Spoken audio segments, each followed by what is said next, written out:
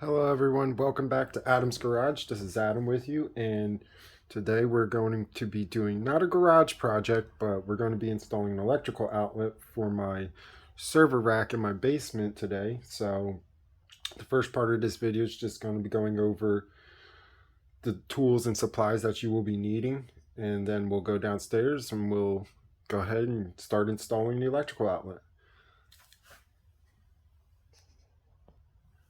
So the first set of materials and supplies and tools that you're going to be needing is just a pencil. I like a mechanical pencil because it gives you a nice sharp tip. A level. This is just a small level so that you can level up your box. And your box, because you're going to be tracing your box onto the wall so that you know what kind of hole to cut or what size hole to cut. So the next tool that you're going to need is you're going to need a saw. Most people use a jab saw. If that's what you have, you could use this. This is what I'm going to be using because this is what I have. It's just an oscillating multi-tool. This one's by DeWalt, if that helps. But that's going to be what you're going to use to actually cut the hole in the drywall for your box. So the next materials that you're going to need are just, well, your wire. In this case, it's going to be 12-2, which is actually 3 conductors. So you'll have a white, a black, which is your hot, white is neutral, and then a paper wrapped bare copper ground. And you'll see that better once we go ahead and start installing it in the wall. And then also you're going to need something to fasten the cable to. So I just like to use these little staples. You hammer them in. You could also go ahead and use a stapler like this. It just leaves the same thing. So you could make your choice. If you use this, you don't need a hammer. If you do end up going with these, you will need a hammer. So once you have your hole cut and your box installed and your wire run, you're going to want a breaker. In this case, since we're running 12-2, we have a 20 amp breaker and a 20 amp rated plug. And then a cover for your plug.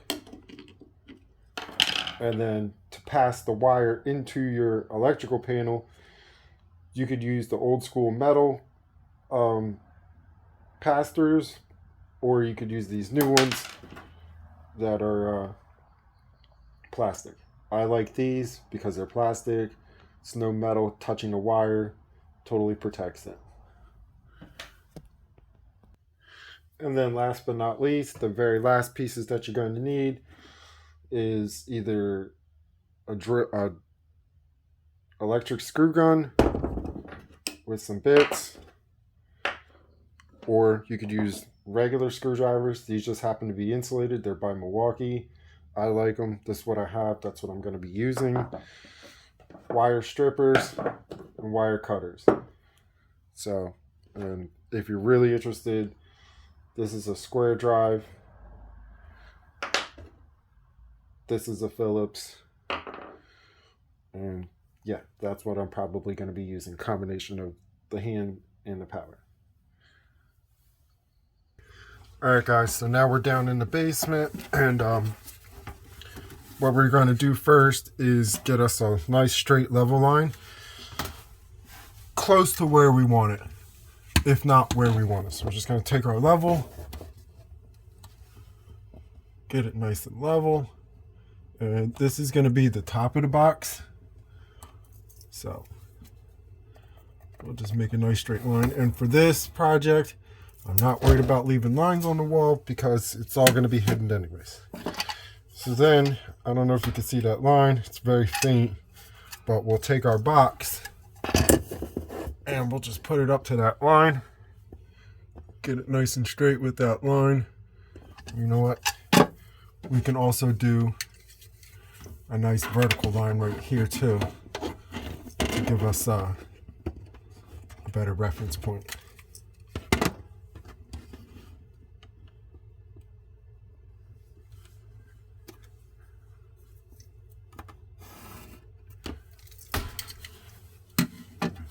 Hopefully you can see that. So we'll take our box, we'll get it put up in that corner that we just created right there. And we'll get it lined up on the lines on the side and the top. And then we'll just go ahead and trace it out.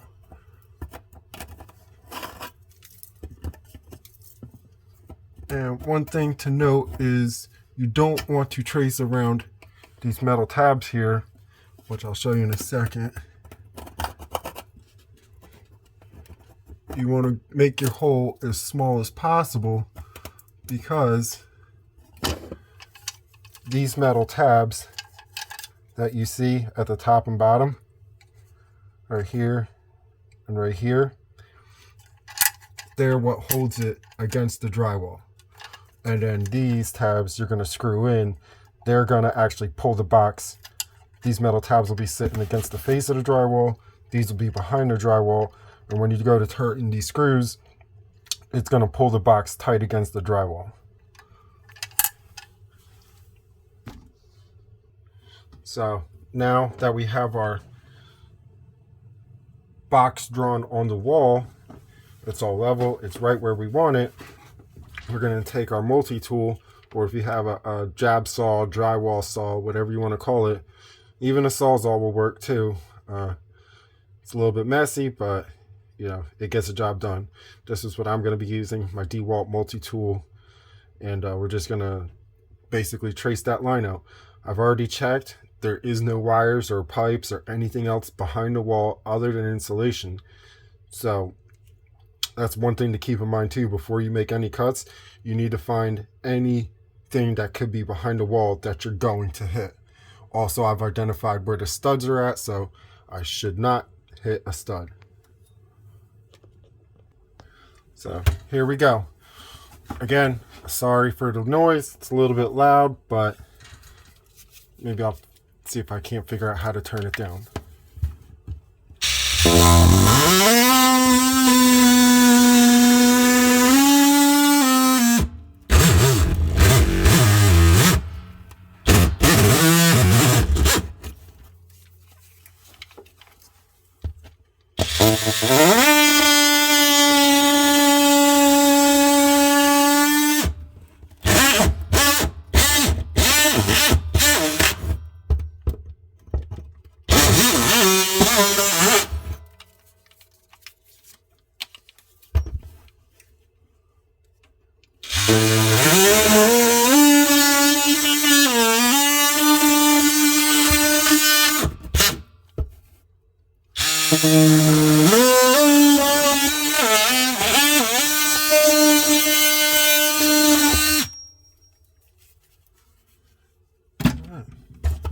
That's actually my electrical room behind there, so if you're seeing all kinds of pipes and everything like that, it's not directly behind the wall where we just cut the hole. It's actually a lot further in. Everything's clear, nothing's close. Alright, so now that we have the hole cut and cleaned up, we're going to take our box, just push it right in the hole. You're going to want to hold this flap down, or against the box I should say, because it will tend to, once you turn it that way, it's going to fall and prevent you from putting the box in the hole. So I just like to grab it top and bottom like that, 2 fingers, and then just slide it on it. And now you can see what I mean by these metal tabs are going to hold it against the drywall. And then once you tighten these screws up, those wings are going to come up and pull it tight against the drywall. And that one's going to come down like that and pull it tight against the drywall. So now we just need to grab our screwdriver and tighten up those nuts, those screws.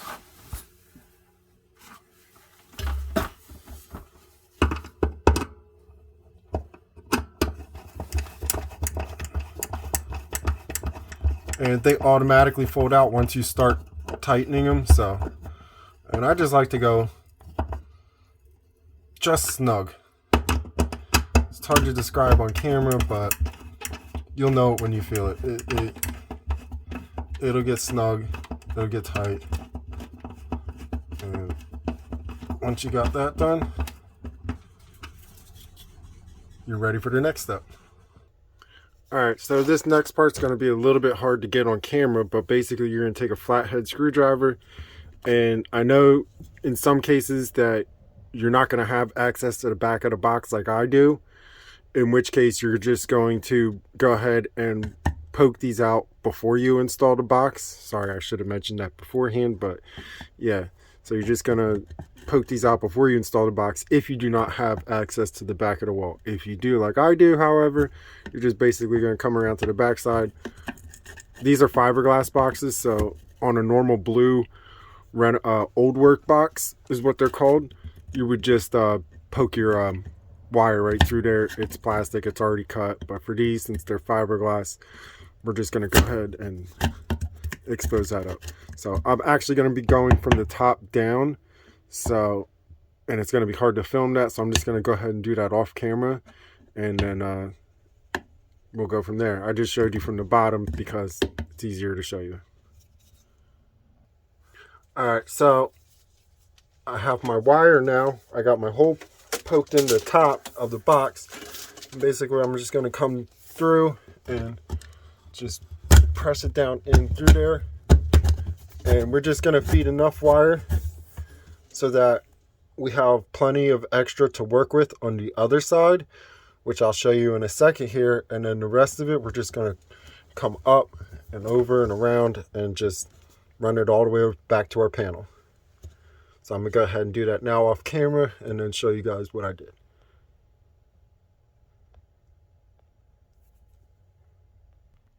Alright guys, so now that I got the cable run, you see me pass it into the box. And if you're wondering, that's what it looks like from the top down. And then I just went ahead, ran it down the side there, stapled it, going across, and back over to our panel. Now, I did not connect it or run it into the panel just yet because we want to keep it as safe as possible while installing the outlet on the other side. So that's what we're going to go do next, and I will see you on the other side. Alright guys, so we're back on the other side, and we're going to go ahead and strip our wire now as close as we can to the inside. And these are actually specially cut wire strippers for this type of wire, whatever you want to call it, Romex 12-2, 12 or 14-2. So this would be the 12-2. If you had the smaller 14-2, you would use this one.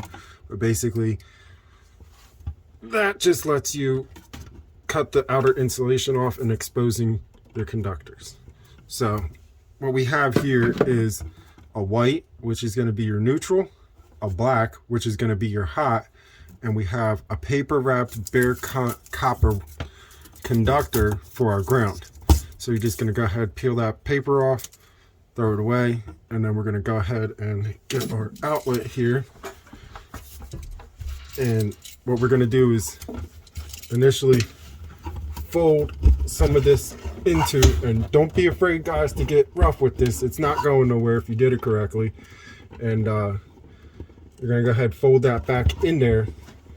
And one thing to note is that you want to leave as much wire as possible for future changes that you might make or repairs or whatever. If something happens and you end up having to cut the wire short to take this out to replace it, well, if you've left it short, then you're not going to have enough wire to connect up a new outlet.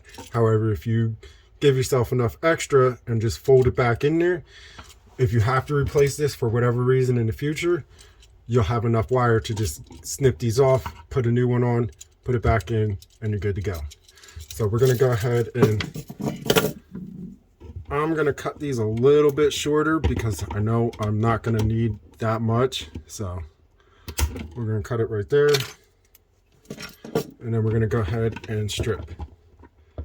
And these will tell you on here, it'll say stranded or solid. This is solid wire. So we're going to look over here and we're going to find our 12 or 14, 16 right here. I don't know if you can see that, but it says 12 solid wire. So we're just going to go ahead and you're going to want to strip about 3/4 of an inch off. And since we're not connected at the panel yet, we know this is a completely dead wire. So we're not worried about electrocuting ourselves. Now, there is a lot of speculation. There is no right or wrong answer for this. For me, it's a personal preference type deal, but you can install this outlet one of two ways. With your ground lug up or with your ground lug down. I typically, when if an outlet's going to be installed on a wall lower down on the wall, you know, a regular room outlet or whatever, I would install it with the ground lug up. The reason being is because this ground lug is actually designed to catch anything that would if say you have something plugged into this outlet and it's not fully plugged in, right? So you're going to have your blades from your plug sticking out a little bit. They're going to be exposed. They're going to be electrified, and they're going to be exposed. What would happen is if something metal were to fall down, it's going to first hit your ground lug, and if it touches either one, that's okay, because it shorts straight back to ground and trips your breaker. It does what it's supposed to do. However, if you install it this way on a wall, you know, where it's a lot lower and you have something plugged in, if something were to fall in the same scenario, it's going to touch hot and neutral, and it's going to electrify whatever touched that particular those particular blades, and it could or could not trip your breaker. The reason I say that is because I've done this a lot, and I've seen it where if you're shorting from hot to neutral, it's not a guarantee that the breaker's going to trip. If it was on a fuse, yes, you would most likely, you have a 99% chance that it's going to pop the fuse, but breakers, even the best ones, are not guaranteed. So the best way to ensure that you do trip your breaker is by putting the ground lug up. If you're a professional electrician, please correct me if I'm wrong, because I do not want to give any false information, but this is what I've been taught by many certified professional electricians throughout the years. So I'm going to go ahead and figure out, because this is a more specific situation, I know that I'm only going to be plugging one device in here, and I'm going to go ahead and figure out which way the plug is, and then I'm going to orientate my plug whichever best way suits that device. So give me a second and I'll grab the plug that we're going to be plugging into it, and you'll understand what I mean here in a second.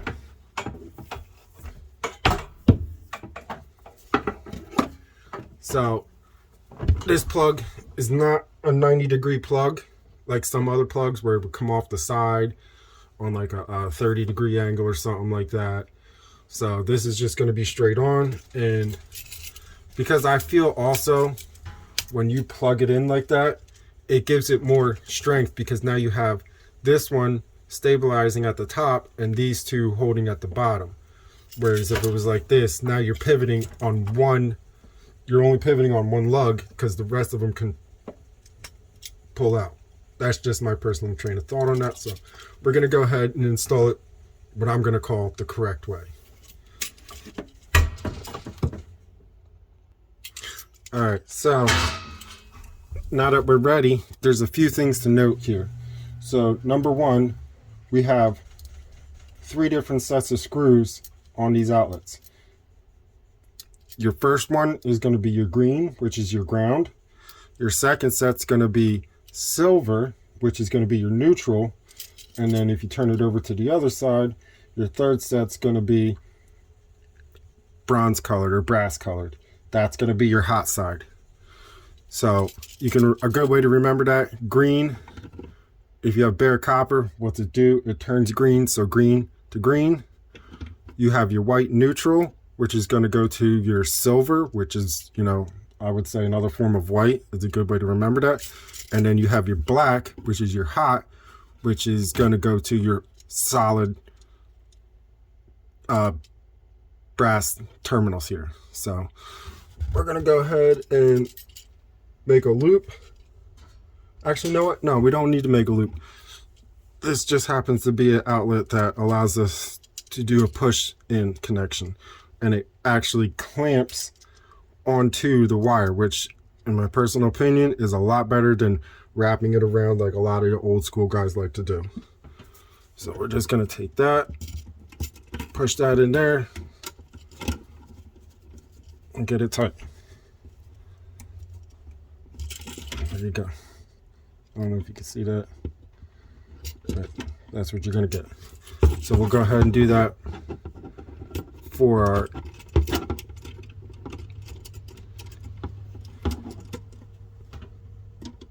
neutral.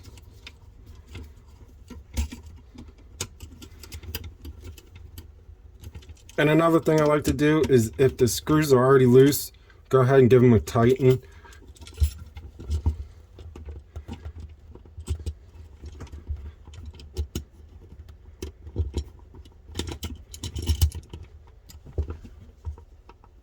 And we got a little bit extra over here, so I'm going to go ahead and cut that a little bit shorter. Get that jammed back in there. And as you can see, now that it's fully inserted, we tighten down the screw.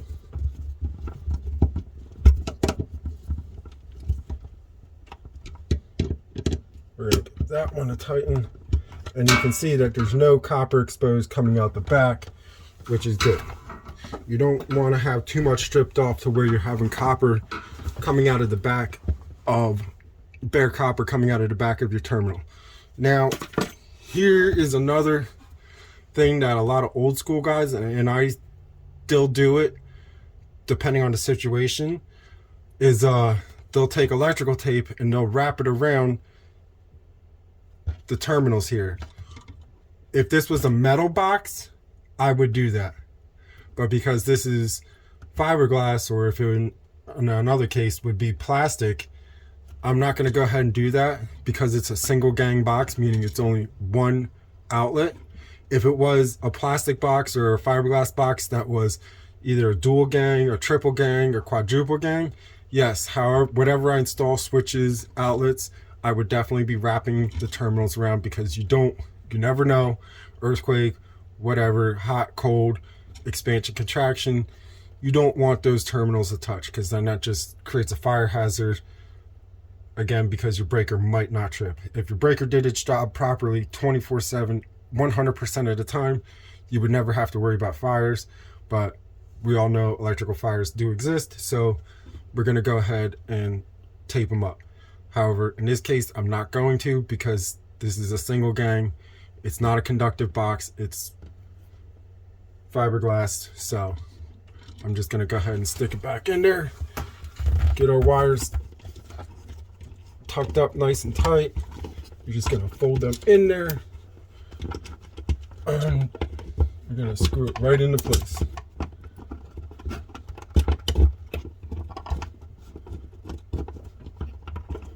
And it's just a regular number 2 Phillips.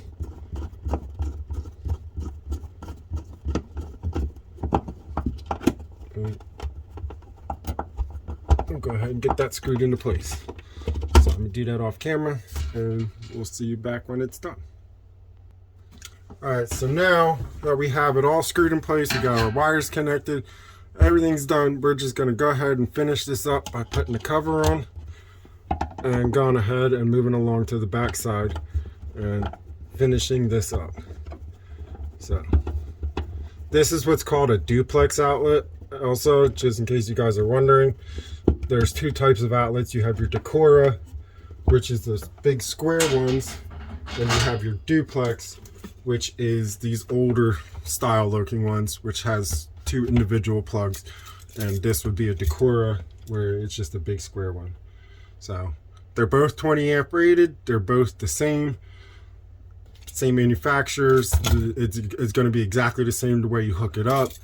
Again, it's just 2 different styles. If you like the more modern profile of the Decora, or if it don't matter to you, and typically speaking, the Decora costs a little bit more because you're paying for that modern style versus the old school duplex. We're talking pennies, guys, but You know, in some cases it may be a couple dollars for a Decora, but in my opinion, it's never going to be seen because it's inside of this server rack. So I just went ahead and got the duplex.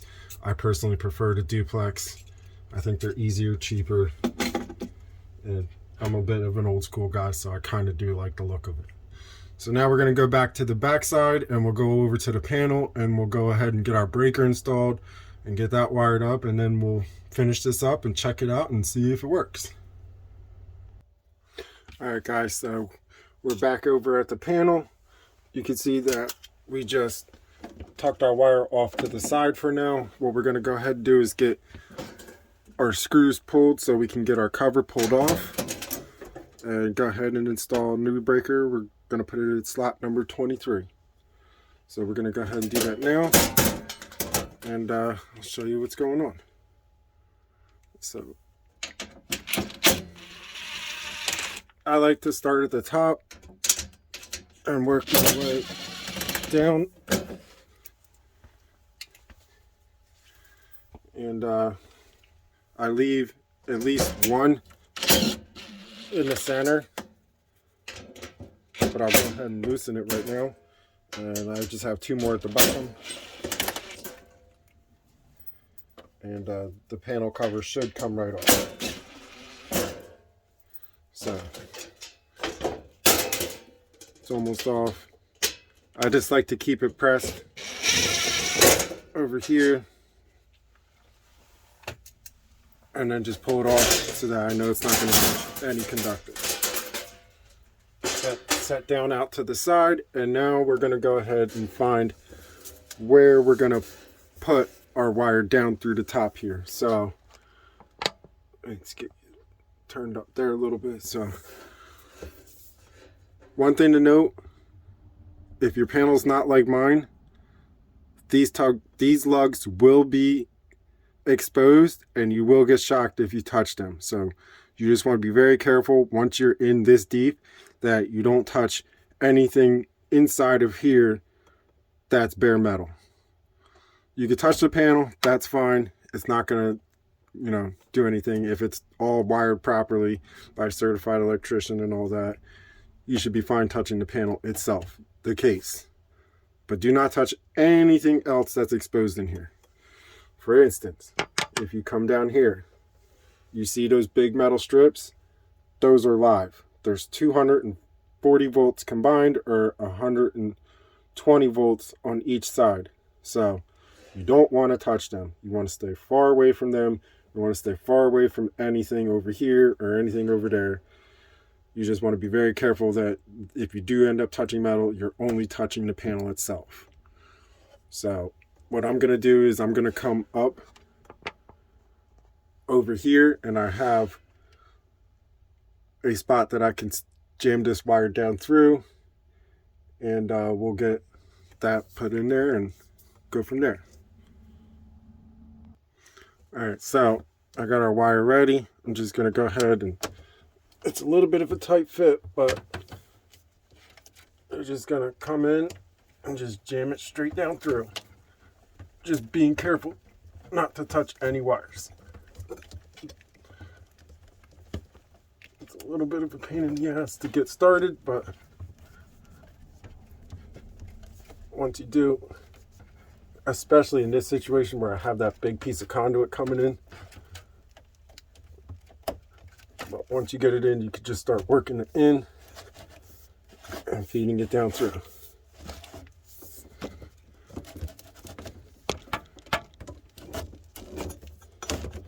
You're just going to keep pulling until you got all of that extra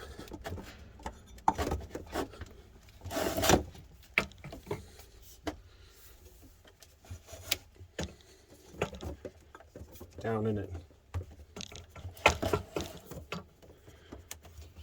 Now, sometimes you will get a kink in it like that. That's not that big of a deal. It's not the end of the world. Is it ideal? No. But it is life. So, that's that. Now for me, It depends on where I'm going to be putting the breaker, but I'm going to be putting the breaker down here in slot 23.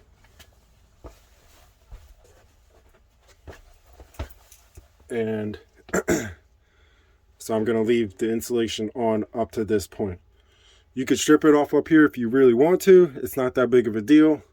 I just typically like to leave it as much protection on the wire itself as possible. So I'm going to go ahead and leave that on. Now this is a Square D Homeline breaker. This is a Square D Homeline panel. So this is a Square D Homeline breaker. If you're really wondering, it's a 200 amp service panel. So, you know, we have a lot to work with over here. But anyway, so when you go to buy a breaker for your panel, you're always going to want to make sure you know what kind of panel you have. This way, that determines what kind of breaker you're going to go ahead and buy. You have, I think it's called QO, which is a more of an industrial commercial style. And then there's also Schneider and a couple others that do panels and stuff like that. But for most part here in America, most homes that have been upgraded to a 200 amp panel, or if it has a 100 amp panel installed, if it's in a residential home, it's usually 9 times out of 10 going to be a Square D Homeline. But just double check and verify that before you guys go ahead and start buying breakers and whatnot. So, and to install them, it's pretty simple. There is an orientation. You have your screw, your wire comes in down here at the bottom, right there. So it's the same thing as the plug itself. It just clamps on. You don't need to loop it or anything like that. This is the most secure connection. And it's actually, that's another good reason I just pointed out to myself. So if your breaker, where you have all of your power, the most dangerous spot, if they're using a clamp style here, there's no problem with using a clamp style on your outlet. So in my opinion, the clamp style is much better. It holds a lot better. It doesn't get affected by heat or cold, expansion and contraction and none of that. So anyways, going back to it, to install your breaker, you're going to have your screw on the outside. Since we're on the left side of the panel, we're going to be putting the screw on this side. So, and it basically, what happens is you have these little lugs right here that these lugs right here clip into. So basically you're just going to hook them in, make sure your breaker's off,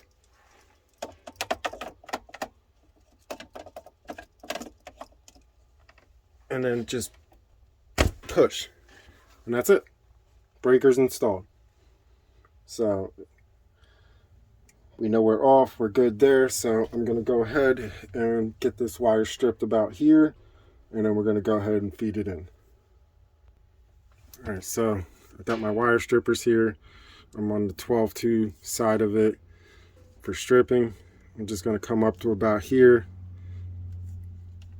and go ahead and pull.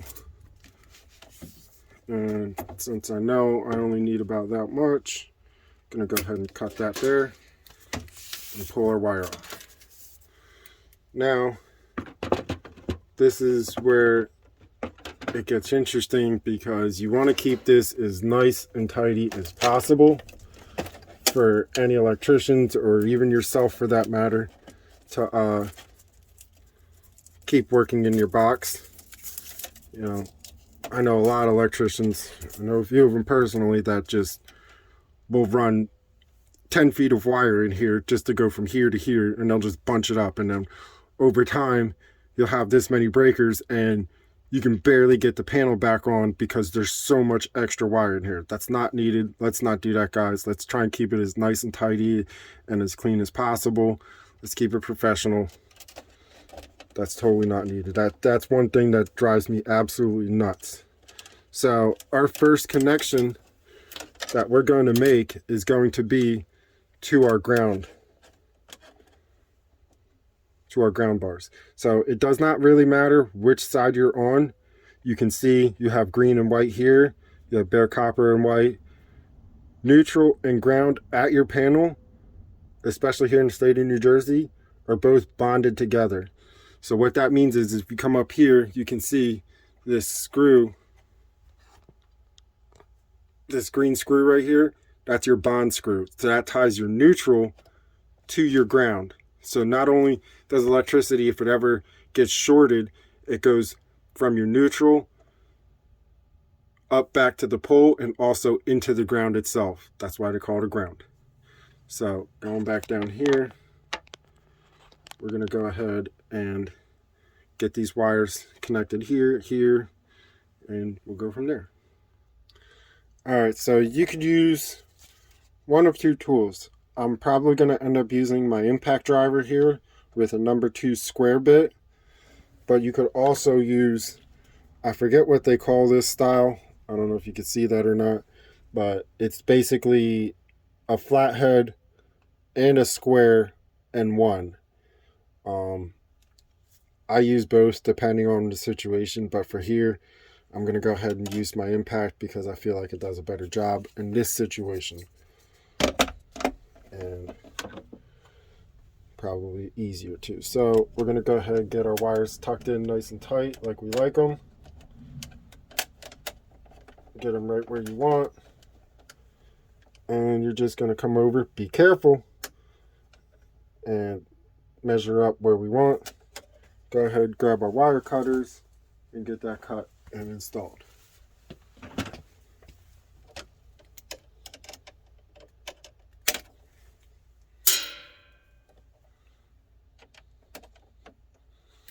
And it's as simple as that. You're just going to stick it down in there and then just go ahead and make sure you're all the way in. Make sure your drill's on tighten. Once you hear those 2 clicks, you're torqued properly. The actual torque spec, could differ, but that's usually going to be good enough. And you're just going to come back and straighten it up so it looks nice. Nice and neat, and somebody else can come in here and work if they need to. So our next wire that we're going to hook up, which would be your second wire that you hook up, is going to be your neutral, which we're just going to put it right next to our ground. So we'll get it measured up, and then we'll just leave a little bit extra, get it stripped. Remember guys, if you're doing it in this order, ground, neutral, and then hot, I'm not saying you can't get electrocuted, but you're less likely to touch the wire and get electrocuted. So don't take my advice on that, but that's just what I've found throughout the years. Again, you're just going to come, stick that in, go ahead and get that tight. I did not strip it. I know it sounded like it looked like it, but yeah, I guess I did strip it. No big deal. It's not the end of the world. It happens. Come back, get your wires nice and straight, tuck them up in there.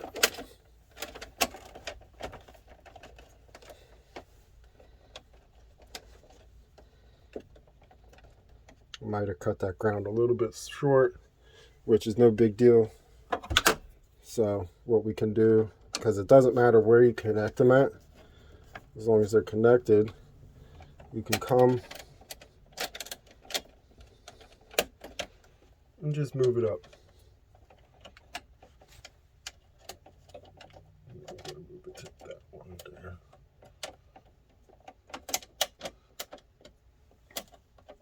Get it in.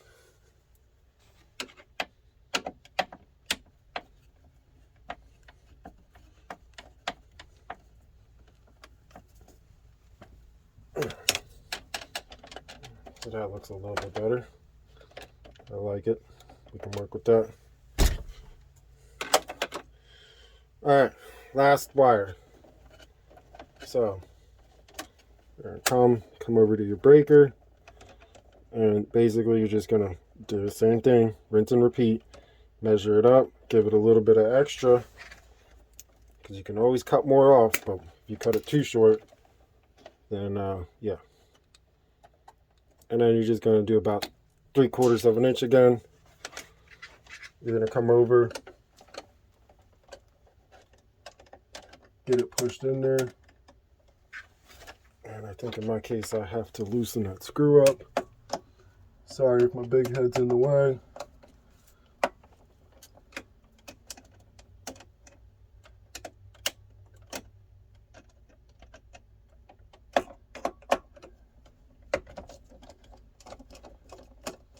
Yeah, that's one thing you kind of want to do beforehand, is get that loosened up so you're not messing with it too much.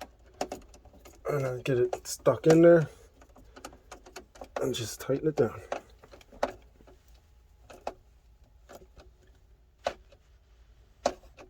Nice and snug. Go ahead, straighten out your wires, make it nice and neat. And that's it. You're done. So you're hooked up, and if you did everything right, you turn your breaker on. It didn't trip, nothing caught on fire. So we can go back to the other side now, back to the outlet, and I'll show you one last thing to make sure that you got everything correctly done. And it's actually kind of a vital step, I think, in my opinion, to make sure that you did connect everything correctly and get it all wired up. So that's it for the panel. We can go ahead, we can put our panel cover back on, and then I'll meet you guys back over at the outlet. Alright guys, so we got the panel cover put back on. We're back over here at the outlet, and the last piece of the puzzle is just to check your work. Guys, always check your work. There's nothing more frustrating than people that do work but don't check it when they're done. Off camera, I checked all my wiring, made sure it was all routed correctly again, checked everything, all my connections in the breaker panel itself, checked everything, and now that we're all done, everything's put back together, everything's tidied up, there's this tool called an outlet tester, and basically you're going to plug this in to the outlet, and it's going to tell you if you're open ground, open neutral, open hot, ground reversed, or your hot neutral reversed, or if everything's correct. So, and it has this push button right here for testing GFCI outlets.